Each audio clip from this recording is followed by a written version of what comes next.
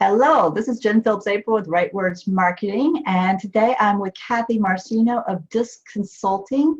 Kathy, you have a background in sales training, is that correct? Yes, I do. Yeah, great. So tell us a little bit about. I know you're really promoting this disc. Um, I guess I don't even know if I want to call it a personality test, but it's an assessment of how you communicate with others. So why don't you just briefly explain what that is? Okay, a lot of people get hung up on the word test. So the first Yes, thing, that term. everything is, oh no, what if I do say the wrong thing or type in the wrong answer and everybody thinks I'm an idiot. And so everybody gets crazy about that. It's not a test. It's the technical term is an assessment, Mhm. but what we're measuring is what motivates you. What makes you tick? Okay. So at your core, what drives you? And so we all have intrinsic behaviors that drive us, and every one of us is unique. And so really what that measures is, how are you going to handle conflict? How do you communicate? How do you make decisions? And so it's not a test on strengths, or it's not a test on performance. It's just really giving you some self-awareness about your own behaviors. And then the goal is to recognize those in others and adapt your behaviors. Great. And I know a lot of people are aware of the Myers-Briggs assessment. Yes, How does this, can you compare this at all to that? I mean, I you know can. that They are both similar. They both look at personality styles. Personally, I've taken both tests. I think they're both very valuable. Personally, I like DISC when applying it to workplace relationships. I think it's easily relatable. I Mm, think it's easy to adapt and remember. Goes a little deeper than introvert versus extrovert, which is, I think, what people remember from right. Myers-Briggs. You're either one or the other. This, I think, helps you think, oh, okay, I need to communicate this way to be more effective. So I look at it as, especially in sales where I use it the most, your relationship with your manager, your relationship with your colleague, your relationship with a customer. I Hmm. think this has a lot to offer. Great. And just for the purpose of people who are listening to this or watching this at a later time, DISC is spelled DISC. Correct. And each of Yes. those letters stands for something within this that I know you'll explain a little bit in Yeah. our conversation. But let's talk about the communication piece and how understanding your DISC assessment, your DISC, where you fall into that category, which of those categories you most fall in, to Mhm. how does that affect your communication style? Well, the idea is, okay, we all know how to communicate, right? That's a given. But are we communicating effectively? Hmm. And so the idea is you want to speak the same language as the person that you're speaking with, whether it be a manager, a colleague, or a customer. So you want to make sure that you have that common language, because they want to, or you want them to be able to hear you, Right. essentially.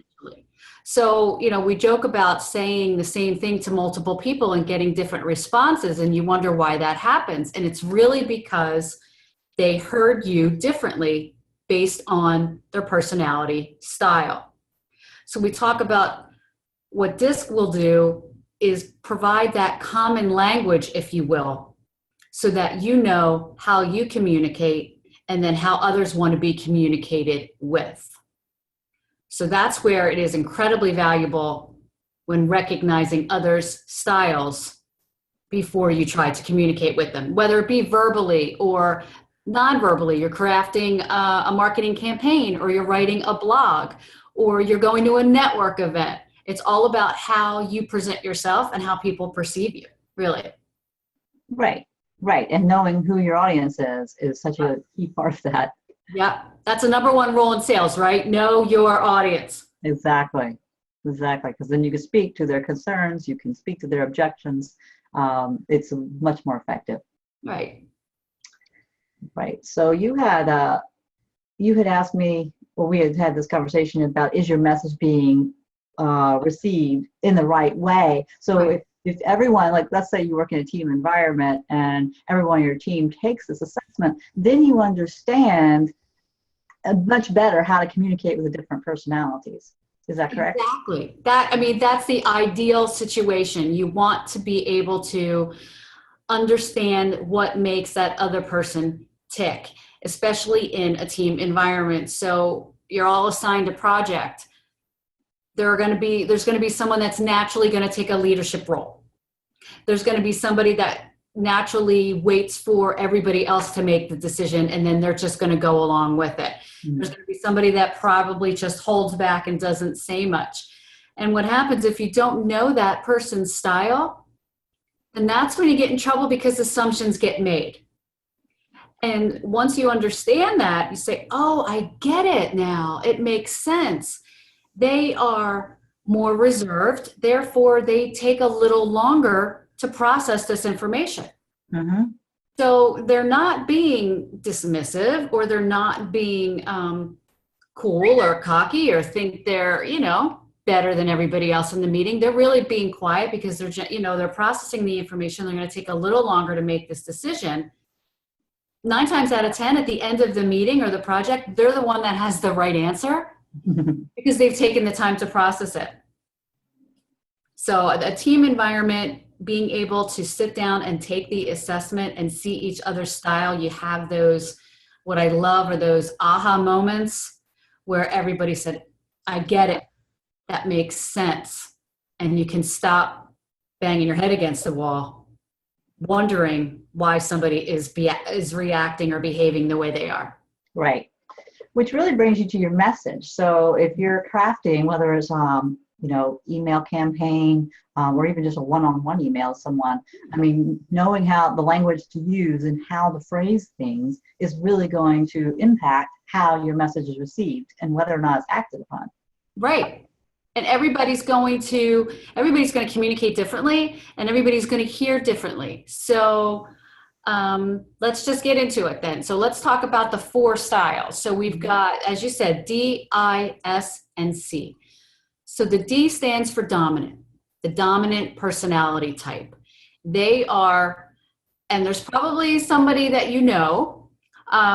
in your life or in your workplace or in the White House perhaps, that is very direct and blunt and to the point. Mm-hmm. It's their way or the highway. That is a dominant personality.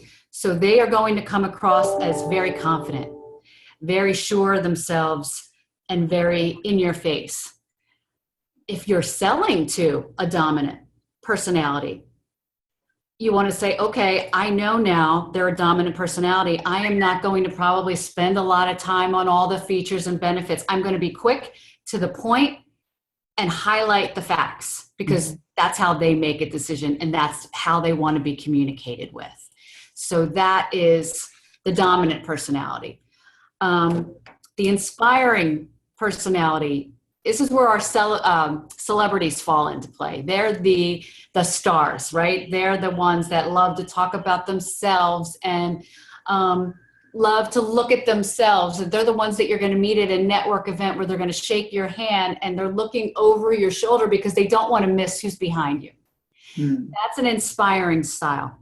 Great in a sales environment, great to get in the door of a customer, not necessarily the perfect one to follow through.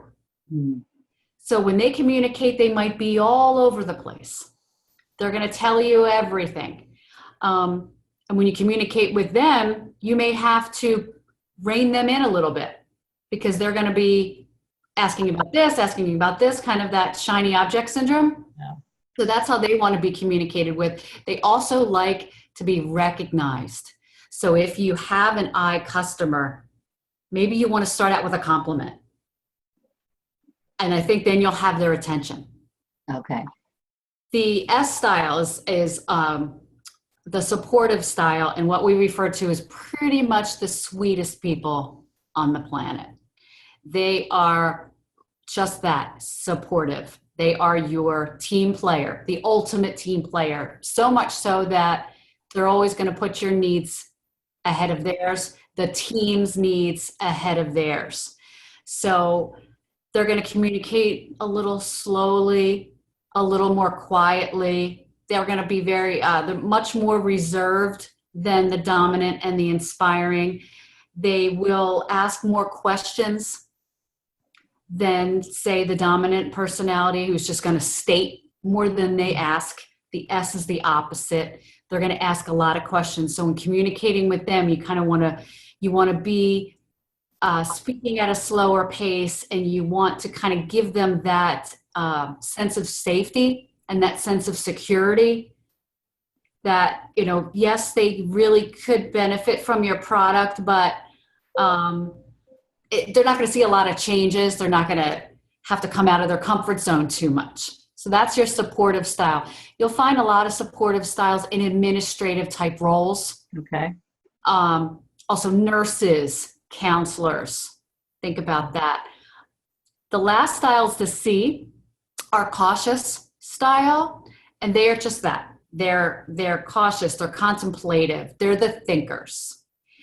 They are facts and figures all the way. Very, very detail oriented, not a lot of emotion, also reserved. When talking with them, I'm sorry? I know some people like that. Some people like that. Yeah, as do I. You will find them a lot in IT, for sure. Surgeons, physicians, pilots. And you want them to be. You want them to pay that attention to detail, right? You don't want a high eye being a heart surgeon, right? Is easily distracted by something else, right? All the lights and beepers going off. Exactly. It's like, what am I? Oh, right, it's the heart. So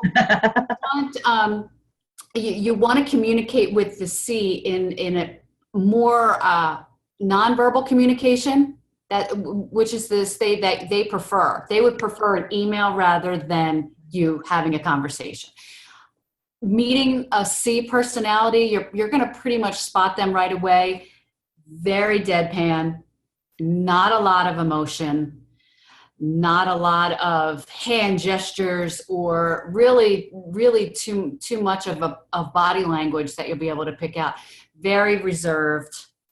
So communicating with them in terms of a marketing campaign or a sales call, they pretty much have done the research already. They're the person that's either called you because you're already the best deal, providing the best quality for the best price. So they're going to be facts, figures.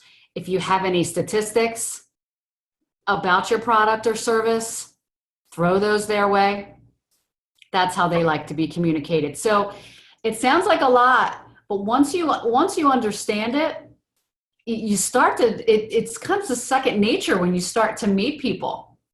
And then you start to craft your message, and you find that you get that connection a lot faster than you would if you didn't know what made them tick. And you spent all your time trying to think about what's the best way, especially if you're talking with the C and you're a high I, and they're not responding. And now the I is getting more nervous. And so now there's nervous chatter. Okay. And the C person just wants this person to stop talking and walk away. And a good salesperson, knowing a C, knows when to walk away. And it sounds contradictory, but a good salesperson knows when to stop selling. Right. And I think that's when you make the connection, and that person will say, you know what, they get me. I feel understood, and I'm going to call them again. Mm-hmm. Right, because everyone wants to feel understood. Yeah. Yeah. So how can you take this and apply it to, say, the solopreneur or a very small, maybe a team of 2 or 3 people? The same way you would with a larger. It starts with you. Right? So you're starting with whether you're a solopreneur or whether you're a CEO. You talk about, or you think about, what makes me tick? What motivates me? And so having this type of information provides that self-awareness and kind of gives you that kind of permission, if you will, to say, okay, Now I know this is why that person is driving me crazy, because this is how I like to operate. So a solopreneur or somebody who's starting to build a team, once you know how you like to make decisions and how you like to process information, you're going to want to bring people in that complement you. Right. And a lot of people make the mistake of, I want to hire everybody that's just like me. And they think, what a great team if I had 5 Kathys. If I had 5 Kathys, it would be a disaster. We would have a hell of a lot of fun, but we wouldn't get anything done. We would have tasks, we would have stickies, we would have different colored pieces of paper scattered everywhere and great ideas, but we wouldn't be able to finish one. And so you have to think about that, especially as a solopreneur, when you are responsible for everything. Right. And you think, okay, you know what? There's some things that I excel at, and there's some things that I may have to bite the bullet and hire somebody to do for me. So in my case, I'm a high I, big surprise.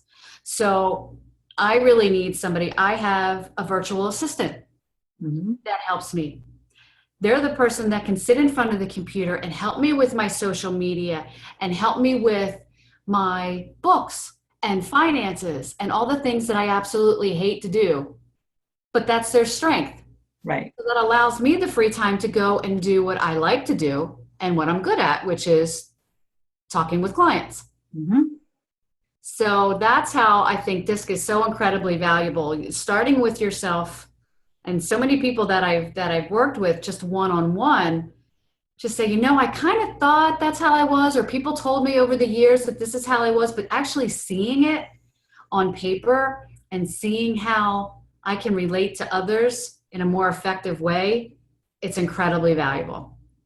Oh, yeah. Because once you have that insight, it's like, oh, that's why I'm doing that. Yeah. It's that V8 moment. Remember, it's like, why didn't I do this sooner? Yeah. Yeah. Very impactful. Very impactful having that, because it's that self-awareness piece of it. Yeah. And people don't take the time to do that, unfortunately. They just, they're always in a decision-making mode. And so, you may find yourself getting in trouble at times with that. And so I worked with a gentleman last night, and his teammate can't be any more opposite. And they're both talking about each other independently to me. So I'm trying to say, well, yeah, but here's why. Hey, blah, blah, blah. Well, I think maybe if you said it this way, but at the end of it, they said, you know what? I see that we really complement each other. I was like, right. Yes. That can be very, when you have people playing off of your strengths. Yeah. But they needed to see that they needed to take that, they needed to take themselves out of it. Right. I should say, because when you're in it, you don't see it. Of course. And so it does take somebody, like me or somebody else to take them out of the moment and look at something objectively and say, look at your behavior here. Let's play this out. And then it's, oh yeah, okay, I get it. Kathy, you work with individuals as well as teams of various sizes to help them walk them through this. And yeah, I do. And it's a simple assessment. It's, people think, oh, I don't have the time. If you have 20 minutes, this will change your life. I mean, the assessment itself is 24 questions.